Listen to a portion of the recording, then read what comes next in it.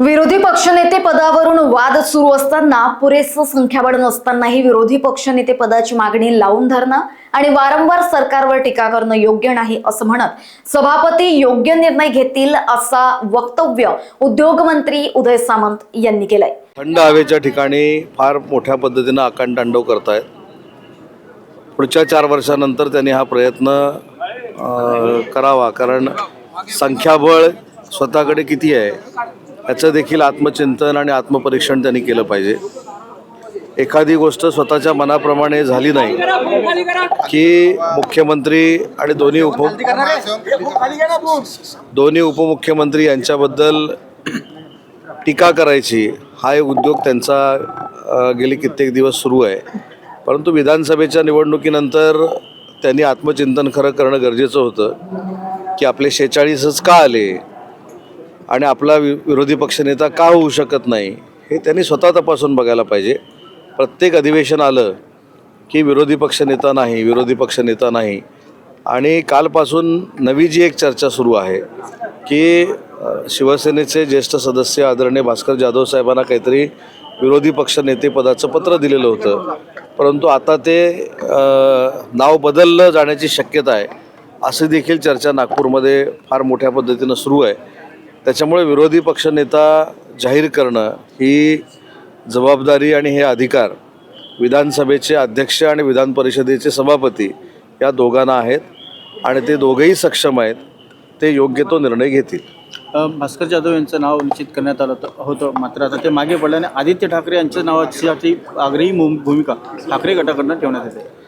आपल्याला आठवत असेल की मी 1 वर्षापूर्वी हेच आपल्याला सांगितलं होतं की भास्कर जाधव साहेब हे विधानसभेमध्ये विधान परिषदेमध्ये त्यांचा अनुभव आहे आणि ते आक्रमक आहेत। त्याच्यामुळं ती आक्रमकता स्वतःच्याच पक्षावर उलटू नये यासाठी त्यांच्या समाधानासाठी तुम्हाला आम्ही विरोधी पक्षनेते करतो हे सांगून हे पत्र देऊन त्यांना थांबवण्याचा प्रयत्न होता, त्यांचं समाधान करण्याचा प्रयत्न होता। पण जाधव साहेबांच्या देखील आता लक्षात येईल की नक्की कोणाचे मनसुबे काय आहेत। मी याचंच उत्तर दिलं की याचे सगळे अधिकार जे आहेत ते विधानसभेचे अध्यक्ष आणि विधानसभेच्या सभापतींना आहेत। विधान परिषदेचा विरोधी पक्षनेता जर करायचा असेल तर सभापती निर्णय घेतात आणि विधानसभेचा विरोधी पक्षनेता जर करायचा असेल तर अध्यक्ष निर्णय घेतात। तर दोघेही सक्षम आहेत, दोघेही शिकलेले आहेत, दोघांनाही अनेक वर्षाचा विधिमंडळाचा अनुभव आहे।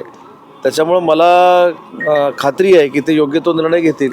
मुंबई महानगरपालिका निवडणूक महायुती एकत्रित लढणार आहे, मात्र त्यासाठी जी काय जागा वाटप होणार आहे त्यासाठी एक समन्वय समिती जी आहे ती असणार आहे। अशा प्रकारे समन्वय समिती असणार आहे, विशेषतः शिवसेना आणि भाजप यांच्यामध्येच तुल्यबळ जागा वाटप जे आहे ते महायुतीनं महानगरपालिका लढली जाणार आहे हे सुतोवाच अनेक वेळा माननीय एकनाथ शिंदे साहेबांनी केलेलं आहे आणि शिंदे साहेबांचं मत आणि शिंदे साहेबांची भूमिका ही कायमस्वरूपी महायुतीनंच पुढे जाण्याची राहिलेली आहे।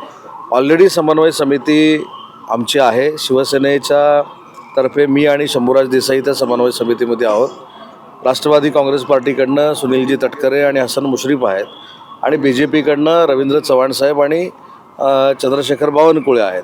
त्याच्यामुळं कदाचित ती समन्वय समितीची बैठक नागपूरमध्ये देखील होईल आणि आमच्या समन्वय समितीच्या सगळ्या सदस्यांचा आग्रह देखील आहे की त्या समन्वय समितीची बैठक नागपूरमध्येच या तिन्ही नेत्यांसमवेत देखील होण्याची शक्यता आहे आणि तशी बैठक झाली तर तुम्हाला अनेक ब्रेकिंग मिळतील। शिवसेनेकडे 125 माजी नगरसेवक आहेत, जागा वाटप कसं होणार? कारण नाही, काही गोष्टी ह्या जागा वाटपाच्या किंवा रणनीतीच्या ह्या सिक्रेट असतात।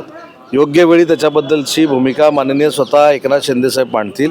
त्याच्यामुळे शिंदेसाहेबांची भूमिका ही आमच्या सगळ्यांची भूमिका आहे आणि हे सगळे अधिकार माननीय शिंदेसाहेबांना आम्ही दिलेले असल्यामुळं जो निर्णय शिंदेसाहेब घेतील तो आम्हाला मान्य आहे। भास्कर जाधवांनी एक आरोप केलेला आहे की उपमुख्यमंत्री पद जे दिलेलं आहे त्याला कुठलाही घटनात्मक अधिकार नाही आहे, या उलट विरोधी पक्षनेत्या पदाला घटनात्मक अधिकार आहेत, त्यामुळे फक्त तुमच्या समाजासाठी हे पद देण्यात आलेले आहे।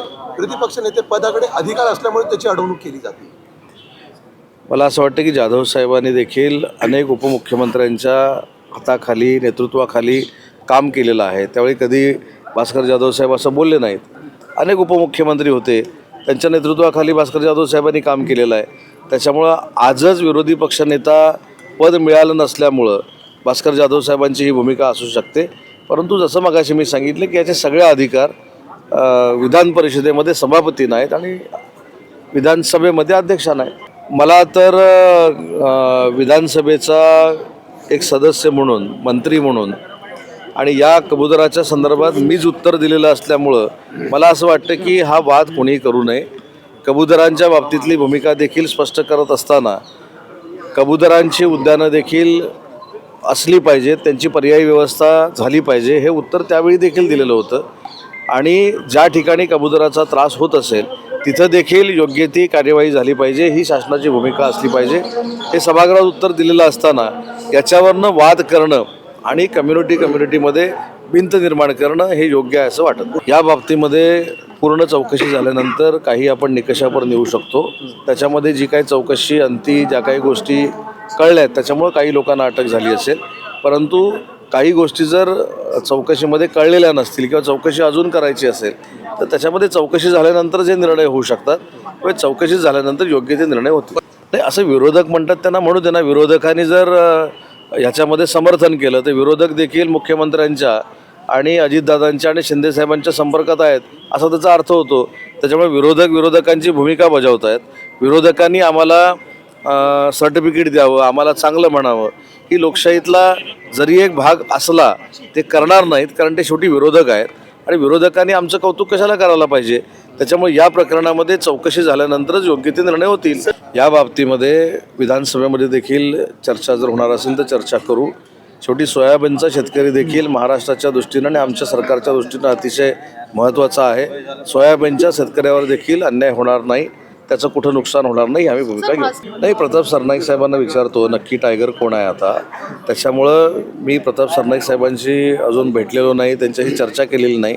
पण भास्कर जाधव साहेबांची आणि सरनाईक साहेबांची जर या विषयावर चर्चा झाली असेल तर मी ती समजून घेईन, कारण भास्कर जाधव साहेब माझ्या जिल्ह्यातले आहेत आणि अशा पद्धतीची चर्चा होऊन पुढं काही चांगलं घडणार असेल तर आम्ही सगळ्या गोष्टीचं स्वागत करू. लोकवाहिनी न्यूज करिता पूजा येरगुडेसह अविनाश तोतडे, नागपूर.